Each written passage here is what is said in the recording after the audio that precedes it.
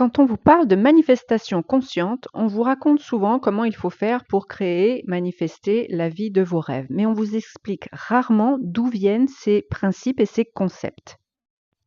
Les principes expliqués dans la manifestation consciente viennent en fait de lois que l'on appelle des lois universelles. Ce sont des principes fondamentaux qui nous permettent de comprendre comment l'énergie, nos pensées ou les actions influencent notre réalité. On en compte généralement 12. Parfois, on nous dit qu'il y en a 7 ou 9, mais moi je vais vous parler des 12 principales lois qui sous-tendent la manifestation consciente. La première loi est la loi de l'unité, ce qui signifie que tout est connecté, que chaque pensée, chaque action ou chaque événement est lié et affecte l'univers tout entier. En gros, nos pensées, nos actions et même nos émotions influencent non seulement notre propre vie, mais aussi celle des autres. Vous avez tous dans votre vie un exemple où ce que vous avez fait ou ce que vous avez dit a influencé quelqu'un positivement ou non. Il ne tient qu'à nous de véhiculer des choses positives pour contribuer positivement au monde. La deuxième loi est la loi de la vibration. Cela signifie que tout dans l'univers vibre, que nos pensées et nos émotions vibrent également à différentes fréquences.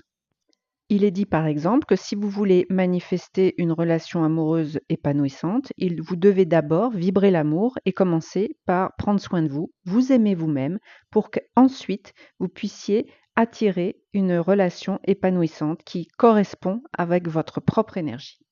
C'est pour cela aussi que l'on nous parle souvent d'exprimer de la gratitude ou de méditer pour élever notre vibration et rester ainsi aligné avec nos désirs. La troisième loi, vous la connaissez bien, c'est la loi de l'attraction.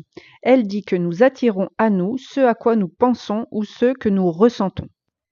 Ainsi, des pensées positives vont attirer à vous des événements positifs et pareil pour le négatif. Ainsi, pour attirer à vous ce que vous désirez, vous devez, en gros, visualiser votre désir comme étant déjà réalisé et ressentir l'émotion que vous auriez si votre désir était déjà là. Vous pouvez créer un tableau de vision ou faire des séances de visualisation guidée pour vous aider à vous connecter émotionnellement à vos désirs. La quatrième loi est celle de la correspondance. Elle dit que ce qui se passe à l'intérieur de nous se reflète à l'extérieur. C'est pour ça qu'on nous explique qu'il faut apprendre à se concentrer sur nos pensées et nos émotions positives pour qu'on puisse les voir se refléter dans notre réalité. C'est à cette loi que nous faisons référence quand on vous dit « Si vous voulez connaître vos croyances et vos pensées, regardez votre réalité ». La cinquième loi est la loi de l'action inspirée. En gros, pour manifester nos désirs, il faut écouter notre intuition et suivre ses recommandations plutôt que de planifier point par point dans la réalité ce que nous allons faire. La sixième loi est la loi de cause à effet que l'on appelle plus communément le karma. Alors attention, le karma, ce n'est pas la loi de la punition. C'est juste que chaque action a une conséquence. La loi de la conséquence, cela implique aussi que ce que vous envoyez dans l'univers, ce que vous émettez, va finir par vous revenir. L'univers n'a pas de jugement de valeur. Il ne se dit pas ça c'est bien ou ça c'est mal et je te renvoie comme un boomerang quand c'est des choses négatives. Il renvoie juste ce que vous avez émis. Cela correspond à la phrase populaire « on récolte ce que l'on sème ». Pour compléter cette loi du karma, il y a la loi numéro 7 qui est la loi de la compensation. En gros, on reçoit toujours ce que l'on mérite en fonction de nos actions, de nos pensées ou de nos efforts, que ce soit en bien ou en mal. C'est un peu la loi de la récompense. Il ne faut pas s'inquiéter si quand on émet quelque chose, on n'a pas le retour de suite, parce que l'univers, de toute façon, fera toujours en sorte qu'il y ait un équilibre entre le donner et le recevoir. Mais justement, pour recevoir, il faut commencer par donner. Par exemple, si vous souhaitez une augmentation de salaire, il va falloir commencer par donner une plus-value à votre entreprise, à votre patron, peut-être sous forme de formation, de compétences accrues ou de générosité envers les collègues, les aides, l'entraide, etc. La huitième loi est la loi de la perpétuelle transmutation de l'énergie. Cela signifie que l'énergie est constamment en mouvement et qu'elle peut être transformée d'une forme à une autre. On peut donc ainsi transformer des situations négatives en situations positives par nos pensées ou par nos actions. Par exemple, si je remarque que j'ai des pensées ou des croyances négatives, je peux les transmuter, les transformer en affirmant le contraire.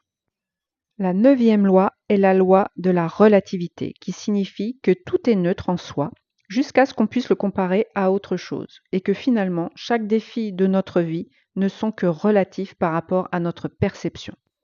Par exemple, quand nous sommes confrontés à une difficulté ou à un obstacle, on peut tenter de le regarder de façon à comprendre que c'est une opportunité pour évoluer ou pour apprendre quelque chose. Tout est relatif et tout est temporaire. La 10e loi est la loi de la polarité. Cela signifie que tout a un contraire, tout a un opposé. Pour connaître le chaud, il faut bien connaître le froid. Pour connaître le haut, il faut bien connaître le bas. Les opposés existent pour nous permettre en fait de comprendre ce qu'est la dualité. Nous vivons donc dans un monde relatif polarisé. Ainsi, chaque problème a une solution, chaque difficulté a une opportunité de comprendre et d'apprendre. Et chaque situation négative a un aspect positif. À nous de savoir le regarder et le trouver. La 11e loi est la loi du rythme. Tout dans la vie a un rythme ou a un cycle. C'est comme les saisons ou les cycles de la lune. Les hauts et les bas sont naturels et ils alternent. Nous avons tous un rythme naturel. Nous n'avons pas toujours envie d'être positifs. Nous n'avons pas toujours envie de passer à l'action et d'être enthousiastes. Nous avons aussi besoin de pause, déjà pour expérimenter l'introspection. Et nous avons aussi à prendre conscience que les activités d'observation sont importantes pour pouvoir comprendre qui nous sommes et où nous voulons aller. Cela signifie également que quand nous manifestons quelque chose, la manifestation, la mise en place de nos désirs a un rythme qui lui est propre également. C'est pas parce qu'on ne voit pas de résultat qu'il ne se passe rien. C'est comme une graine qui pousse dans la terre. Il va bien falloir lui laisser le temps d'émerger, de sortir de la terre, et pour cela, il faut être patient. La 12e loi est la loi du genre, c'est-à-dire que tout a une énergie masculine et une énergie féminine. C'est le yin et le yang. L'énergie masculine, c'est plutôt tout ce qui est dans la logique, dans l'action, dans la rationalisation, et l'énergie féminine, c'est plutôt tout ce qui est dans la réception, l'intuition, la douceur. L'idéal est de pouvoir équilibrer ces deux énergies. S'il y a trop d'énergie dans un sens ou dans un autre, cela crée un déséquilibre. Ainsi, pour manifester un projet, il faut équilibrer nos énergies masculines, donc l'action, la planification, et féminine, la réception et l'intuition. Par exemple, après avoir posé des actions, il faut se donner un temps d'ouverture aux idées nouvelles et laisser les choses venir à soi sans forcer. C'est aussi ce qu'on appelle le lâcher-prise. Et à propos de lâcher-prise, j'aurais bien envie de rajouter finalement une 13e loi qui est la loi du détachement. Elle dit que pour manifester nos désirs, il est essentiel de lâcher prise et de faire confiance à l'univers. Ne pas s'accrocher à un résultat spécifique et rester ouvert aux différentes façons dont les choses peuvent se manifester. C'est souvent ça qu'on vous dit en manifestation consciente, que le comment et le quand ne nous appartiennent pas. Pour résumer, tout dans l'univers est énergie et vibre à une certaine fréquence, y compris nos pensées, nos émotions et nos intentions. Du coup, on attire ce que l'on est. Nos pensées, nos émotions et nos croyances émettent cette vibration qui attire des expériences similaires dans notre vie. Ainsi, pour connaître nos pensées et nos croyances, il nous faut juste regarder notre 3D, car ce qui se passe dans notre monde intérieur se reflète dans notre réalité extérieure. Mais pour que nos manifestations se concrétisent, il ne suffit pas seulement de penser positivement ou de ressentir positivement, il faut aussi passer à l'action. Sauf que, la plupart du temps, les actions inspirées sont bien plus profitables que les actions planifiées, même si on doit pouvoir avoir un équilibre entre ce qui est planifié et ce qui est de l'ordre de l'intuition. De plus, chacune de nos actions a une conséquence. Ce que l'on donne, on le reçoit sous une forme ou sous une autre. On récolte donc ce que l'on sème et on récolte donc ce que l'on émet en premier et qui nous revient. Si on veut plus d'amour, il faut d'abord donner de l'amour. Déjà à soi-même. C'est la notion de self-concept. Je reçois ce que je pense mériter, je reçois ce que je me donne à moi-même. De même, je reçois ce que je donne. Si je veux du respect, je dois respecter les autres aussi. Nous pouvons aussi prendre conscience de l'impact de nos actions et de nos paroles sur le monde extérieur, car tout est interconnecté. Chacune de nos pensées, de nos actions, affecte l'univers tout entier. L'univers équilibre toujours entre le donner et le recevoir. Mais quand on donne, on ne peut pas forcément savoir de quelle manière ça va nous revenir. C'est pour ça qu'on lâche prise sur le comment et sur le quand. car il faut toujours un temps donné pour qu'une chose se manifeste. Il y a un rythme à respecter et c'est dans la patience que nous voyons les résultats. C'est pourquoi il faut lâcher prise et faire confiance au processus et rester ouvert à ce qui va arriver sans juger et sans avoir d'attente particulière sur la manière dont cela va se passer. Comme tout est relatif et polarisé, il convient également d'accepter les moments un peu moins positifs et un peu plus difficiles, car ils font partie intégrante du processus. De plus, si on s'entraîne à voir le positif dans les difficultés, on s'aperçoit souvent qu'il y a un cadeau caché, une opportunité d'apprendre, de comprendre quelque chose à propos de nous ou de la manière dont ça fonctionne dans l'univers. Pour finir, j'ai envie de vous rappeler que comme tout est connecté et que chacune de nos pensées, de nos actions affecte l'univers tout entier, faisons attention à la manière dont nous créons collectivement.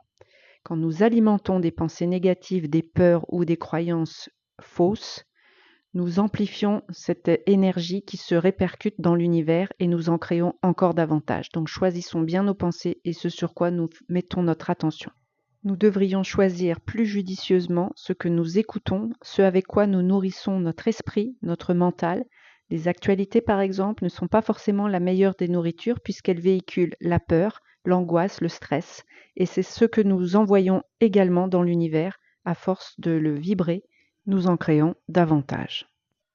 Pour conclure, j'ai envie de vous dire que nous pouvons créer quelque chose de différent à titre collectif, comme nous le ferions pour notre vie personnelle, en affirmant le contraire de ce que nous n'avons pas envie de voir. C'est-à-dire, si dans notre monde, si dans notre société, si dans notre pays, nous n'aimons pas telle et telle chose, au lieu de nous plaindre, de le ruminer, de le raconter à qui veut bien l'entendre, tu as vu, les politiques ceci, la société cela, l'Europe machin, les États-Unis truc, etc., vous pouvez affirmer l'inverse et vous pouvez donc affirmer ce que vous voulez voir à la place.